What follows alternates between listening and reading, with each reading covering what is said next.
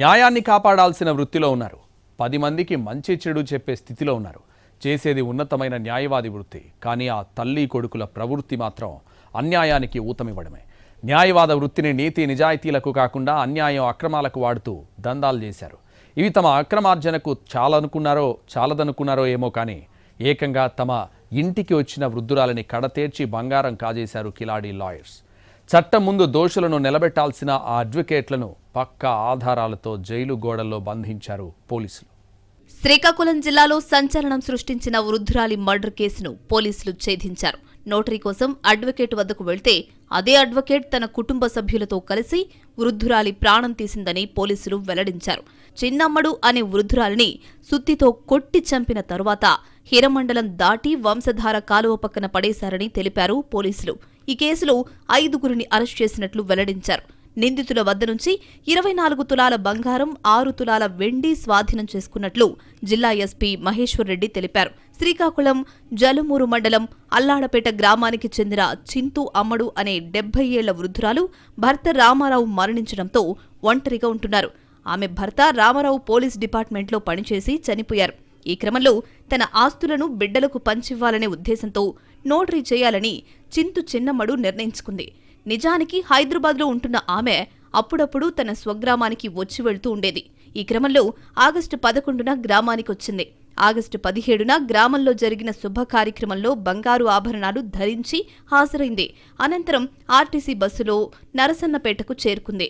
అదే రోజు సుమారు ఉదయం 11:30 సమయంలో కుటుంబ సభ్యుల ధృవీకరణ పత్రం కోసం లాయర్ ధనలక్ష్మి ఇంటికి వెళ్లింది. కానీ ఒంటిమీద బంగారు ఆభరణాలు ఎక్కువగా ధరించి వెళ్లడమే ఆమె పాలిట శాపమైంది. అలా లాయర్ ధనలక్ష్మి ఇంటికి వెళ్లిన చింతు అమ్మడు ఆచూకీ లభించలేదు. కుటుంబ సభ్యుల ఫిర్యాదు మేరకు జలుమూరు పోలీస్ స్టేషన్లో మిస్సింగ్ కేసు నమోదు చేసి దర్యాప్తు చేపట్టారు పోలీసులు. ప్రత్యేక బృందాలుగా ఏర్పడి దర్యాప్తులో భాగంగా సీసీ కెమెరాలు, సాంకేతిక ఆధారాలు, ఆధునిక సాంకేతిక పరిజ్ఞానం ఉపయోగించి దర్యాప్తు చేపట్టారు. క్షేత్రస్థాయి సమాచారాన్ని సమన్వయం చేస్తూ పోలీసులు కేసును ఛేదించారు. Call data report, tracker dog సహాయం, car tracking history, drone, clues team విశ్లేషణ సమాచారం ఆధారంగా నిందితుల కదలికలను పోలీసులు గుర్తించారు. ఈ కేసులో A2గా ఉన్న అడ్వకేట్ కింతలి ధనలక్ష్మికి తమ ఇంటికొచ్చిన వృద్ధురాలి మెడలో బంగారం చూసి దుర్బుద్ధి పుట్టింది. వెంటనే పక్కాగా ప్లానేసి కుటుంబ సభ్యులంతా కలిసి ఆమెను మర్డర్ చేశారు. వృద్ధురాలిని సుత్తితో కొట్టి హత్య చేశారు. దర్యాప్తులో మృతురాలు ధరించిన బంగారు ఆభరణాలను కాజేయాలనే ఉద్దేశంతోనే A1 బెండి Achyuta Rao, A2 Kinthali Dhanalakshmi, A3 Ganesh తదితరులు పథకం రూపొందించినట్లు పోలీసులు గుర్తించారు. పథకం ప్రకారం మృతురాలిపై దాడి చేసి హత్య చేసిన అనంతరం ఆమె వద్ద ఉన్న బంగారు, వెండి ఆభరణాలను అపహరించి మృతదేహాన్ని గోనె సంచిలో ఉంచి సెల్ఫ్ డ్రైవింగ్ కారులో తీసుకొచ్చి నిర్మానుష్య ప్రాంతానికి తరలించినట్లు దర్యాప్తులో వెల్లడైంది. మృతదేహాన్ని హిరామండలం పిండ్రువాడ సమీపంలోని బ్రిడ్జి కింద తంపర కాలవలో పడేశారు నిందితులు. అనంతరం సొత్తును పంచుకున్నట్లు దర్యాప్తులో తేలింది. మిస్సింగ్ కేసును హత్య కేసుగా మార్చి హత్యకు దోపిడీ ఉద్దేశం ఉన్నట్లు నిర్ధారించి మర్డర్ ఫర్ గెయిన్ కేసుగా నమోదు చేసి వృద్ధురాలి హత్య కేసును శ్రీకాకుళం జిల్లా పోలీసులు ఛేదించారు. నిందితులను అరెస్ట్ చేసి వారి నుంచి 38 లక్షల రూపాయల విలువైన బంగారు, వెండి ఆభరణాలు స్వాధీనం చేసుకున్నారు. ఈ కేసులో నిందితులంతా ఒకే కుటుంబ సభ్యులు కావడం విశేషం. కేసులో A1 బెండి అచ్యుతరావు స్టాంప్ వెండర్గా ఉన్నాడు.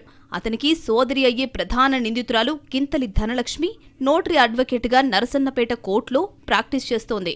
ఆమె వద్ద కుమారుడు కింతలి గణేష్ అడ్వకేట్గా ప్రాక్టీస్ చేస్తున్నాడు. రెండవ కుమారుడు కింతలి మణికంఠ సాఫ్ట్వేర్ ఇంజనీర్గా వర్క్ చేస్తున్నాడు.